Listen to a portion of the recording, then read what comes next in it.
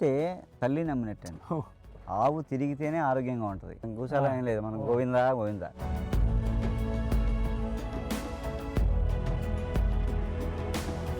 నాకు ఒక పూట అన్నం లేకపోయినా పర్లేదు. ఆవు పెంచాలి అంటే, ఒక ఆవు పెంచాలంటే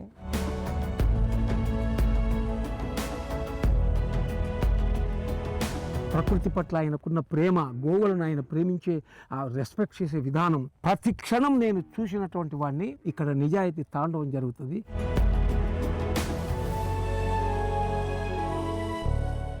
ఎందుకు అంత శ్రద్ధగా చేసేవారంటే అందులో 4 రోజులు కన్నం పెట్టి నెయ్యి వేసుకుని తినాలి. ఎవరైతే శ్రద్ధగా చేస్తారో, ఏ భావంతో చేస్తారో అది కూడా పనిచేస్తాం మన మీద. వీళ్ళందరూ తినాలి, ఆనందంగా ఉండాలని అనుకోండి, ఆనందంలో ఆరోగ్యం ఉంటుందండి. ఇవన్నీ కూడా మంచి ఆరోగ్యం. అలా మనం ఈ సంక్రాంతికి 26 రకాల పిండి వంటలు చేసాం. 4 6 24 6 రకాలు పెట్టినా ఇంకా 2 మిగిలిపోతున్నాయి.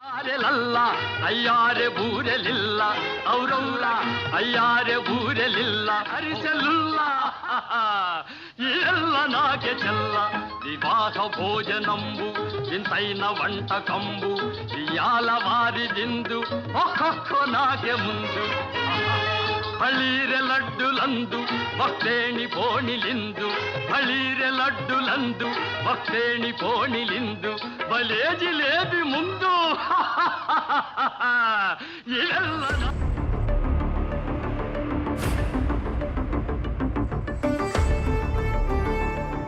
సంక్రాంతి అంటే మనకి నెల రోజుల పండుగ. దాన్ని గంట అరగంటలోకి వచ్చేసాం. ఒక గంట అరగంట రెడీ అయిపోయి ఈ 4 సెల్ఫీలు తీసుకుని స్టేటస్ పెట్టేస్తే పండుగ అయిపోయింది.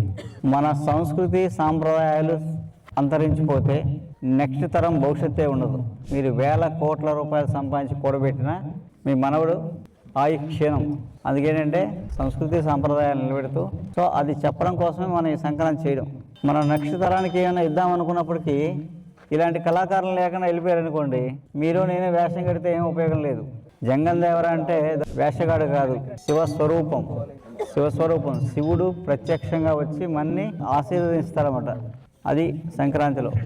అలా ఎంతోమంది కళాకారులతో సంక్రాంతి ముడిపడి ఉందన్నమాట. మనము పండుగలు మర్చిపోతున్నాం, మన పిల్లలు ఇంకా మర్చిపోతున్నారు. దాంతో ఈ కళాకారులు కూడా అంతరించిపోతున్నారు. ఏదో నేర్చుకుంటేనో, కాలేజీకి వెళ్తానో, స్కూల్కి వెళ్తానో వచ్చే కళ ఇది. వాళ్ళ తరతరాలుగా వాళ్ళ డిఎన్ఏలో ఉన్న కళ ఇది. మీరు నేనే నేర్చుకుంటే వచ్చేది కాదు. ఇంకా అదృష్టం తండ్రి